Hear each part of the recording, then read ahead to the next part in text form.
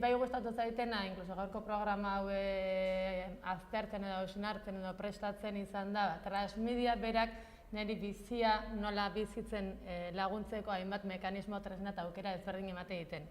Zein modutan, pixkat Landarrek komentatzen zuen bezala, norabide berdinean goazen ezagunak ditugun edo ez ezagunak ditugun hainbatzuen arteko emozioak, sentipenak, mezuak eta partekatzeko burua erabilita hainbat eta hainbat aukera berri. Orain artean mezu berriak jasotzeko igorle pasibo ginen asko aktibo bihurtzen zaitu, eta ez dakarikan igorle baizik eta sortzaile ere bilakatzeko aukerak ematen dizkizu. Eta horren, unibertsitatean ze ikasten den edo zen ez den ikasten ikusten norberaren gauza ere badela bizian bezalaxe, ezta? Azkenen guztio da gau mundu honetara heltzen garenetik aukera bizia modu batean edo bestean disfrutatzeko, jende ezberdina ezagutzeko eta bar, eta iruditzen zait transmedia azkenean dela gaur egun bizi dugun gizartearen eta munduaren islada, teknologia berri esker aukera anitzak ematen dizkigunak mundu txiki honetatik mundu zabalera heltzeko eta zabal horretatik gure txikira ere gauzak erakartzeko eta globalismo, lokalismo guzti horretan bizian nire ustetan mentzate anitzagoa eta interesgarriagoa egiteko. Hor arte pixkat hasiera gustatu zaite beak izan duena eta horregatik, pixkat nire ikuspegia ere hortatik dijoa. Ordu markatu edo hortatzak eta 10 minutu dituten, o 5 gelditu zaizkiten, o... Laurdan gutxi, bale.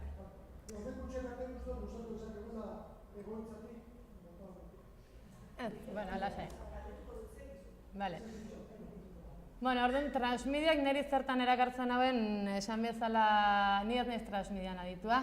Transmediaz hausnartzen orain gutxi hasi naiz, pixkat ere interes pertsona dela eta bestetik noski nire lanbidea dela medio. Esan bezala ikusentzunezko klasteran egiten den lan, tamalez, niretzako tamalez, orain artean gutxinean ikusentzunezko klasterak ikusentzunezko tradizionalari baino ezio begiratzen, eta mundu horretan iruditzen zait fenomeno, jende eta proiektu oso interesgarri asko galtzen ditugula bidean, eta eikeneko langilea naizen horretan nire kabuz ere hasia nuen hausnarketa bat, ikusteko azken batean interakzio horretan zenola landu alditzazkegun tradizionala diren proiektuak transmedia diren proiektuekin batera, agente aktibo diren horiek pasiboekin parekatu eta tartekatu eta esperientzia berri guztietatik ikasi eta bar.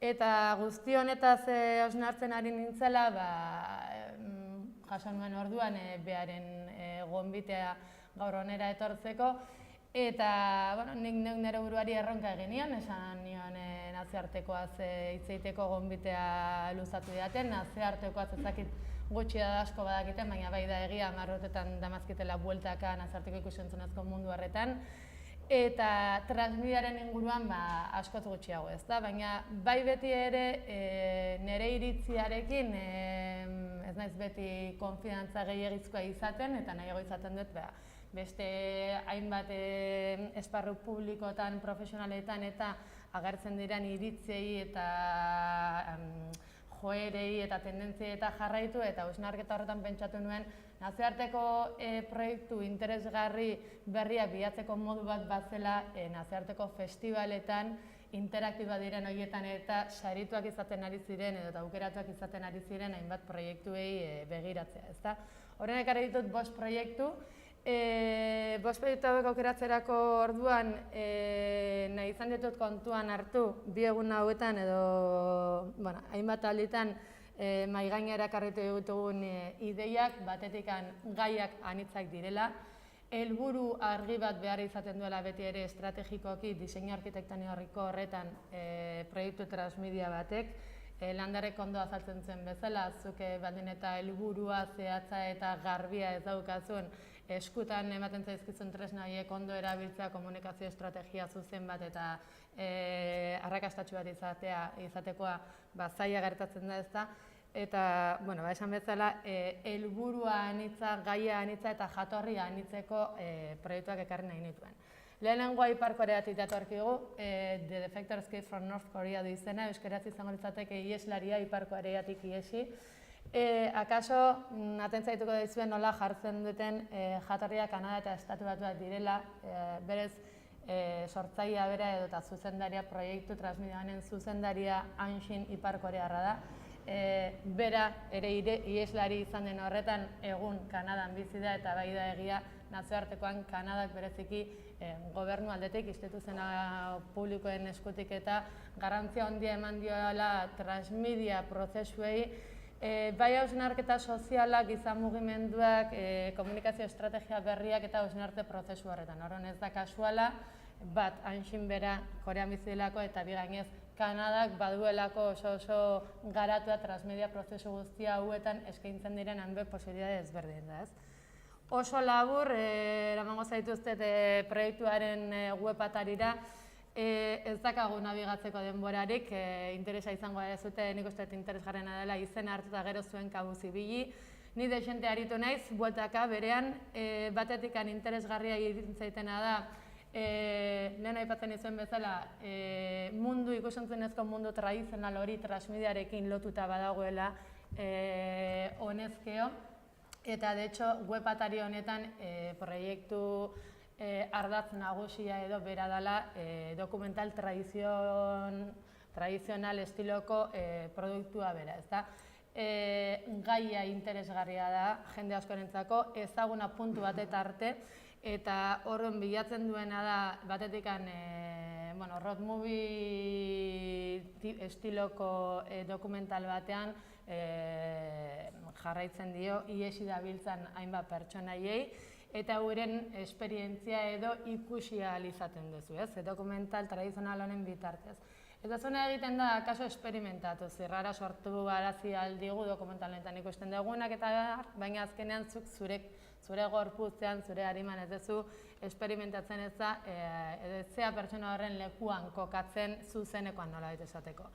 Interaktibitatea transmedia non datorren, gaur egun transmedia prozesua betan eta Kanadan eta Singapurren batik bat ari dira interdisziplina ezberdinak, profil ezberdinak eta amankomunean jartzen. Eta oso gauza interesgarriak ari dira sortzen animaziotik, gaming sektoretik, infografia pertsonentatik eta elkarlanean sortzen proiektuetan. Egiten dena da batez ere, aurretik ikusi aldegun dokumentalarekin parekatzen dute esperientzia berdina, historio berdinean bizial izan dituzun zuk zure kabuz, biko duzun esperientzia pertsonalizatua, interaktiboa, ezta? Interaktibo honetan jolas moduan planteatzen da eta hausnarketa egiteko modua da azken batean 5 kapitulutan dago banatua kontakizuna. Noski estrukturatuta daukate, historia aldez aurretikan, hortaz kasu honetan transmedia parte hartze prozesu hori eta sorkuntzan izango baizik eta esperientzia partekatu hori izango da eta segun eta zein erabaki hartze dituzun zure iesiko ibilbide horretan bat zure azkenengo patua izango da salu, izan zerela Txinara edo eta bidean harrapatu eta akatzen zaituztela edo bizi guztiko gartzela bizi dezula eta barrez. Orduan, bada esan bezala, nabarmena da proiektu honetan transmedia ezaugarri hainbatzu badirela, sare sozialen parte hartzea eskaintzen dela, euskara eta informazio gehigarriak agertzen direla non nahi interes berezia izango zuen harentzako, baina eskaintzen dena ere da esperientziatik kontsumitzaile hori partaide aktibo bihurtu eta ez dakarrikan behin ikusita proiektua edo bere hortan utzi eta hurrengo egunerako haztea, ezta? Festival askotan eta izan da saritua, interesgarria ere bain, nire profesional ikuspegetik diot, interdisziplina horretan esparru ezberdin askotako jendea aritzen dela elkarlanean eta hori atzo uste Libe komentatzen zuela eta gaur berriz ere oso modu improvisatuan edo, baina azkegunean lan dinamika o elkar dinamika horretan ere, azkenen perfil ezberdinen batura horrek ematen ditu asko zazera gauza interesgarriagoak eta hau da horren adibidea, ez? Patton Production da ekoiztetxe tradizional bat izan lehikena, Gian Free Interactive Production da interaktibitatea, infografia, gaminga eta jorratzen dituen enpresa tipo bat, eta Siop Animation da animazioaren bitartez hainbat zirkunstantzia eta bisualizatzen lagundu algaituena. Hurrengo esperientzia aurrekoarekin konparatuta iruditzen zait askoz ere transmediagoa dela, baldin eta horrela esan lehiken. Kasu honetan bai parte hartzea sorkuntza bertatik sustatzen da, bultzatzen da. Gaia soziopolitika ikuspegi batetik ez zait horren interesgarria iruditzen, baina aspektu pertsonal batean berriz ere esango nuke nire bizian gehien gustatzen zaiten aspektua izaten dela bidaiatzea, jendea ezagutzea, etxeko jendea gaur hemen guztien artean egin aldezakegun moduan, edo eta herrialdean hitzetako jendea dezun, ezta? Horrelako gauza simple batetik lortu dutena da oso historio global edo zabal bat egitea abiapuntu simple eta arrun batetik, eta azken batean mundu guztian zehar badira etxe horratzak eta etxe horratze ezberdinetan bizi dira kondizio, tipologia eta interes ezberdinetako jende ugari. Transmedia web dokumental honek planteatzen duena da dokumental klasiko batera jo beharrean zuzendari batek, idoilari batek guztia historia estrukturatzen duen estilo horretako batera jo beharrean etxe horratzoietan bizi dienei argazki makina bitartez, bideokamera bitartez, soinu grabazioen bitartez eta aukera eman euren bizitzei buruz, euren arazoi buruz, euren lanpostoi buruz eta hitz egiten edo azaltzen, ezta? Akaso ez digu ezer berezirik erakutsiko, ez digu Ipar Koreako gatazka soziopolitikoari buruz informazio larriegirik emango, ez horrelako interes kultural bereziko informazio gehigarririk ez, baina bai iruditzen zaitela interesgarria azkenean mundu global horretan nola bizi gean, askotan lehengano porrotxek esaten zen bezala, kasu askotan edabideak genituen horretan igorle ginenaren einean informazioa jaso eta jaso egiten genuen, baina eztabaida publiko gutxi sortzen zen gure artean, ez?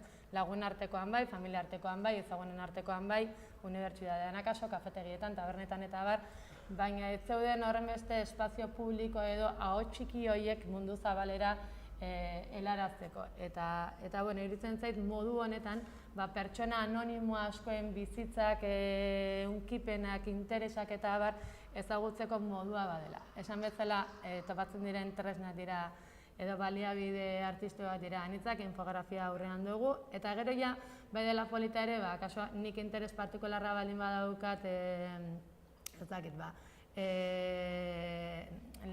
Ameriketako hegoaldeko herrialderen batean bertan sakatu eta Sao Pauloko bizilagun ezberdinen esperientzia bizi aldut, edo ezagutu aldut. Ordean ere interesa baldin bada gehiago Afrikakoa edo eta Europakoa edo ez dakit, bakoitzaren gustuaren araberako historia txikia unitz esploratzeko, hausnartzeko posibilitatea eskaintzen zaizu, ez? Hori da beste proiektuan niri behintzat interesgarria iruditu zaitena. Kasu honetan esan bezala, voyeurismo ikuspegi honetatik, bestek zenola bizi duten mundua eta ezagutzeko ikuspegi horretatik, baina iruditzen zait ere komunikazio estrategia bat diseinatzerako orduan, interesgarria izan nahikela, azkenean ez dakit leheno Parrotxok berriz plantatzen zuela, web atari hauek bihurtzen dira sari bat, ez? Mezu ezberdinak islatzeko sari bat, partekatzeko sare bat, eta azkenean helburu zuzen batekin web atari honetan mezu ezberdinak jarri ezkio, badela gizarte ekintza, ez? Lehen aipatzen zuen osasuna, hezkuntza, ekologia, hainbat esparru, kasu honetan leiho bakoitzeko etxe horratz bat genuen bezala beste kasu batzuetan izan lehike mezu berezi bat edo eta norberen hausnarketa berezi bat edo eta interes amankomun bat, ez? Eta iruditzen zait modu eta tresna ugari eskaintzen zaizkigula gaur egun bizi komunikazio estrategiak zabaltzeko eta amaierari gabeko prozesu horietan lantzen jarraitzeko eta ikustatzeko, ezakit ondo ulertzen zaiten, Bereziki proiektu honek desente sari jaso ditu, esan bezala interesgarria ditzen zait batez ere nire hizketaldiaren entzutea baino, web atarietan zuen hausnarketa egitea. Nire proposamena gehiago da ikusituten hainbat eta hainbat proiektuen inguruan 5 adibide hauek zuei luzatu eta gero zuen kabuz aurrera egitea. Oantxe Marijoak agertu den kasu berdina daukagu, egiten dizien Egip kasu honetan ez dago CNN-ei lotuta, baizik eta askoz gehiago askegunearen esparruan edo hildotik sortu ahal izan zen 2011ko Egiptoko iraultzan modu oso improvisatuan gainera sortu zen herri erantzuna, komunikazio erantzuna izan zen. Bertan ere ziur nagoen ez eta ez zeten abetariko inorrekin hitz egin, baina Landerrek aipatzen zen bezala euren nahi bakarra zen gertatzen ari zen horren islada dokumentazioa eta helaraztea mundu zabalari, eta nik uste benetan lortu zutela, egun hauetan berriz ere liskarretan dabiltza Egipton, eta webak lortzen duena azken batean profesionalak ez diren guztioien historia txikiak plazaratu. Badago trailer moduko bat sarrera ematen diona, webari baina gero batez ere interesgarria dena daude hainbat eta hainbat historia kronologikoki harrapatzen direna, baina guztiak ere autonomoak direnak ikuspegi ezberdinetatik, ezta politikaria daude, kultura pertsonak, etxe agureak, gazteak, erasoak jaso dituztenak, kontra aurka daudenak, denetarikoak, ezta.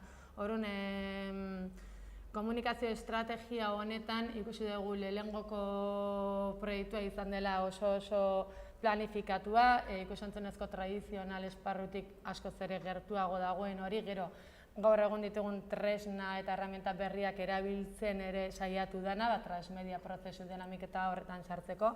Bigarren proiektua, High Rise edo etxe horratza ditzen den horrek, bai, nik uste intentza gehiago zuela esperimentazioaren artistikoa kaso, prozesu komunikatzaile berri honek zeintzu aukera eman dituen beste hainbat gai eta jorratzeko, baina beti ere esperimentazio hildo horretatik, eta azkenengo hau da espontaneoa, eta iruditzen zait ez profesionalen eskutik hasi zen intentzio batekin profesionalizatu dena ez, urteet eta piko da makilako funtzionamenduan, eta polita iruditzen zait ere bai egunerokoan bizia dirauen proiektu komunikatzailea badela, ez.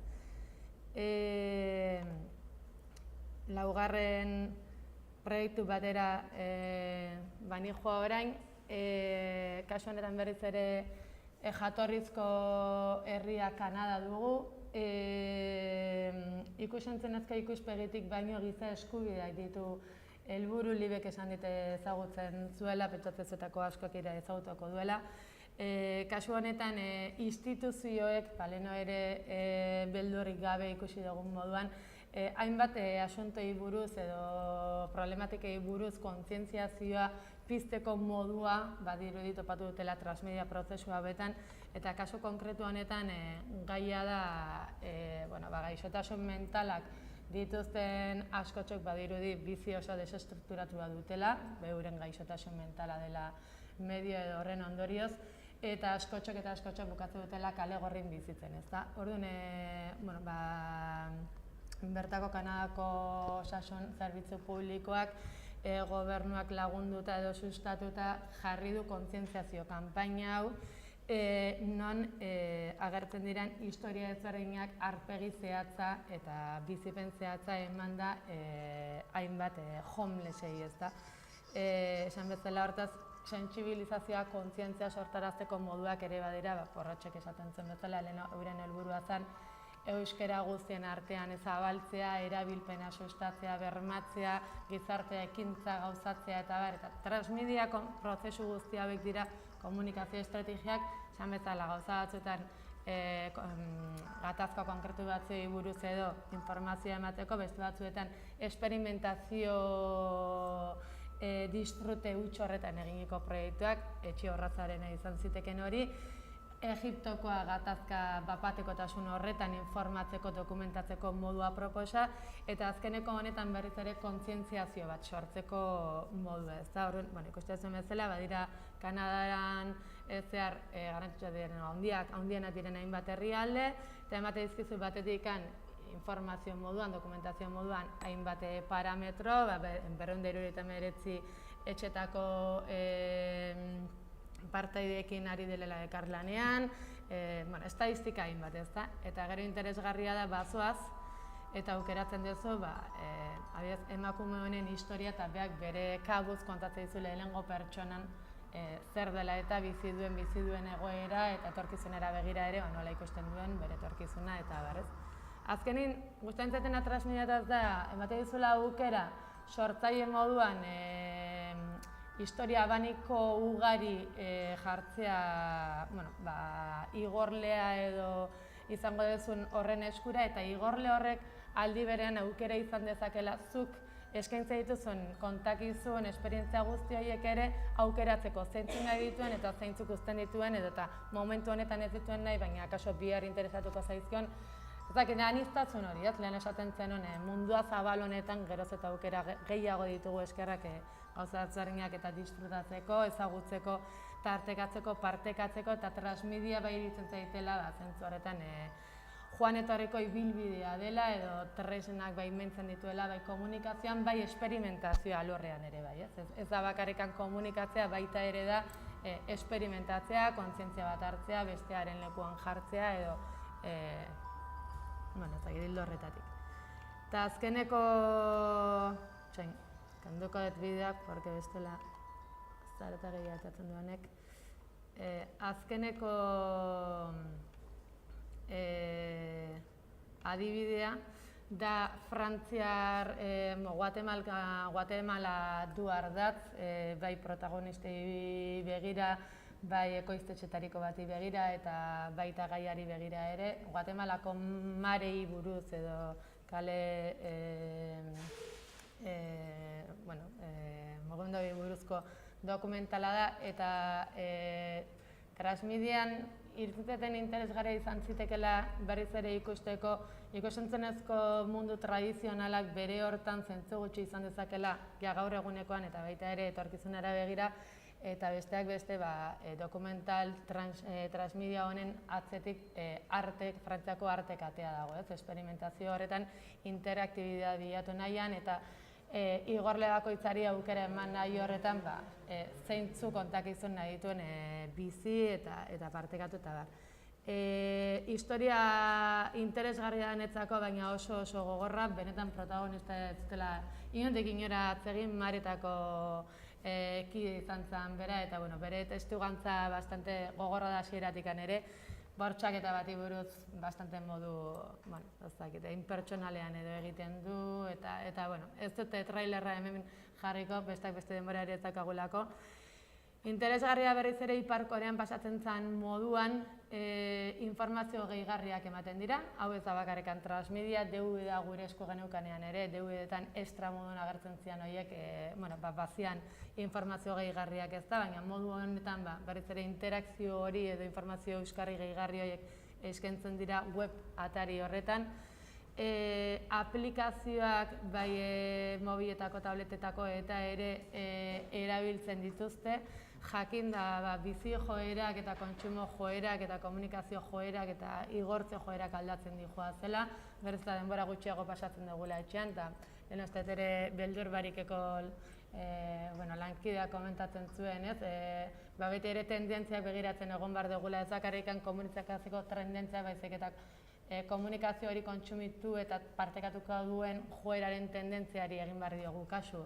Geroz eta denbora gutxiago baldin badakagu eta geroz eta kontakizun gehiago baldin baditugu gure eskura kaso estrategia bat izan lehike oso modu laburrean interesa piztea, pildora o argazki txiki baten bitartez edo infografia baten bitartez eta horri eutxita bizirik egongo litzatekeen komunikazio prozesu horretan euskarri ezberdinetatik ibilbide ezberdinak esploratu, hausnartu eta horren produktu ezberdinak eskaini, aplikazioak tabletetako, smartphoneetako eta pixkateri zentzu horretan egite dutena da joerara moldatu, Bruce Lee esaten zuen bezala Be Water My Friends, oain izan zaite ura, gero izan zaite sua, beti ere izan zaite zu zeu, egiten duzuen hausnarketa, aukerak eta kontsumo sortze horretan, baina beti ere izan zaite moldatu zaite bizi dugun gizarte edo momentu honetara, eta komunikatzeko zentzu horretan eta komunikazio hori kontsumitzeko momentuan tresnak,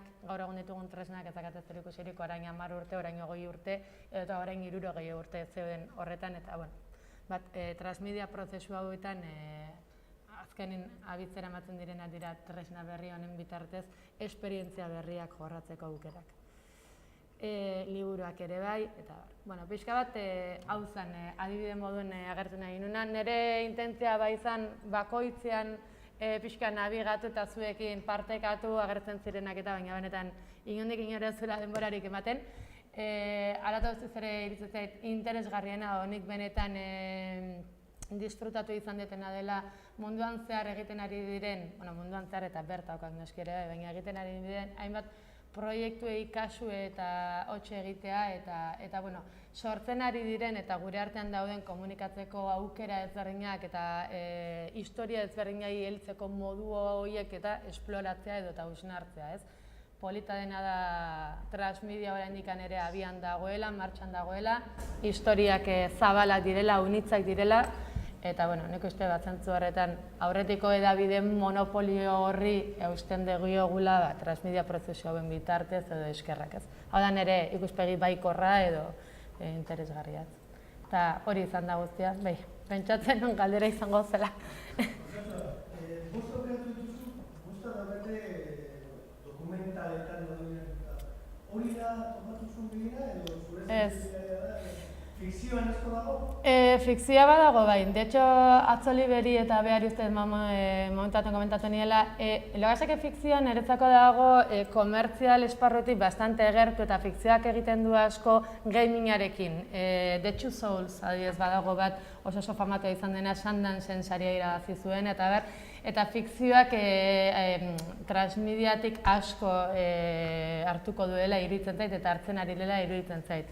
Jakinda pixkat gaurko eta atzoko programan zeintzu jende eta ginean hizlari moduan eta iruditu zait gizarte mugimenduak, gatazka soziopolitikoek eta gure herritiko ikuspegi honetatik eta akaso interesgarriagoa izan zitekela dokumentala, baina transmedian ere ikuspegi apaletik behintzat da ikusentzunezkoan genero guztik tratatzen dituena. De hecho, interesgarria iruditzen zait, Raúl de la Fuente baintxe egiten ari den moduan animazioa fikzioarekin eta dokumentalarekin geroz eta gehiago batzen direla. Eta baina ez bakarrik, batzen ditu ere ikusentzunezkoa gehi liburuak, gehi irakurketak, porque adibidez Ipar Koreako kasu horretan dexente irakurketa eskaintzen dira, ez? Inorke informazioa gehitu nahiko balu edo. Horan ez izan da aukerak eta pertsonalizatu bat, esan bezala ez da ez onena, ez akaso egokiena, baina azken batean neukan denboran ere aukerak eta bat egin barra neukan eta saiatu nahi hori.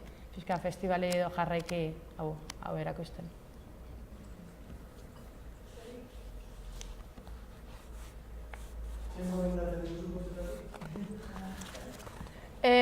Nik badoka lagun bat izenik ez dut emango, baina lehengo egunean komentatu zitena ekologia ikuspegitik eta ari ziala mezua helarazin nahi horretako saiakera batean. Hausnarketa bat egiten nahi zela hainbat ekoiztetxeekin, hainbat komunikazio agentziekin eta harremanetan jartzen izan ziteken aproposena bai edo ez euren mezua zabaltzeko. Eta niri iruditzen zait adibidez, sentsibilizazio kutsu horretatik edo hildo horretatik Kanadako biak High Rise edo etxe horratza eta homeless oso interesgarria direla. Gainaz gustatzen zaitena da, nik gaur egun bizieten moduan eta unibertsitate esparru honetan esperimentazioak aukera asko emate dizkizula hausnarketak egiteko, bapatekotasunak sekulako garrantzia daukala eta adibidez azkegunak sekulako arrakasta izan zuela, komunikazio estrategia hori modu arrakastatsu eta batean gauzatzen ez da, baina beti ez dela izaten, beti bapatekotasun horrek ez zaitu leku zuzenera edo komunikazio estrategia egokira eramaten, eta azkenean esperimentatzeko aukera hori izateak ere iruditzen zaite merezi duela, eta azkenean da mosaiko bat edo sortzen duzu mezu ezberdinekin sortzeko orduan eta kontsumitzeko orduan ere bai, eta gustatzen zait, arbolaren estiloko mosaiko hori edo.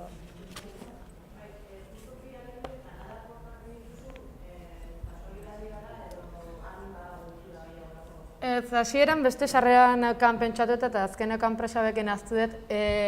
Nik hausnartu duten honetan eta bizkate irakurri eta ikusi duten arabera, mundu mailan batez ere Kanadak dauka sekulako apostua eginda. Zango nuke apostua berezkoa dela. Ez bakarrikan pertsonen aldetik edo eta komunikazio arloan lan egiten ari diren aldetik, baizik eta gobernuak berak bultzatzen duen apostua dela. Zentzu horretan, Josemarik edo Porrotxek aipatzen zuen bezala, askotan transmedia bultzatzeko estrategia hauek izaten duten arazo larrenetarikoa izaten da finantziazio eza, eta orduan gobernu edo instituzionalizazio apostu bat izateak nik uste badaukala berezko garrantzi bat, ez? Hasierako momentu hauetan behin. Orduan, Kanada berez bai dela herri bat bereziki apostua egiten duena. Ameriketan aipatuko nituzke batez ere bi, Kanada eta Brasil bera. Iruditzen zait ez dela kasuala, biak ere herri aldi zabalak, handiak, arraza aldetikan eta aniztasuna handia ugaria daukatenak. Europan hausnarketa esperimentazio dokumentalaren ildotik berezik garrantzitsua Frantzia eta batez ere Marseillako hiria, berriz ere instituzionalki eta esperimentazio horretan Marseilla bihurtu da gaur egun transmedia friendly city, eta badu gaur garrantzia, baina biaz komertzialki edo fikzio hildotik Irlanda Biactive kanpainarekin eta Inglaterra dira garrantzitsuak. Eta gero Asian aipatuko nuke bereziki Singapur. Eta Singapurren kasuan, aniztasunaz aparte, esango nuke teknologia berriak bertan duten garrantziak ere bultzatu dela seguronek transmedia prozesu honen aldeko joera bat, bai sortzaileen aldetikan eta bai kontsumitzaileen aldetikan. Kanadakoak nik uste bereziki presentzia hartu dela nire gaurko saian, akaso gehien maitatu o gustatu zaizkiten proiektuak horiek bidialako, eta bestetikan ere dirua atzetik badutela igarri delako eta esperimentazio horretan aukera askoz ere zabalagoak dituztelako hausnartzeko, saiatzeko eta egiteko.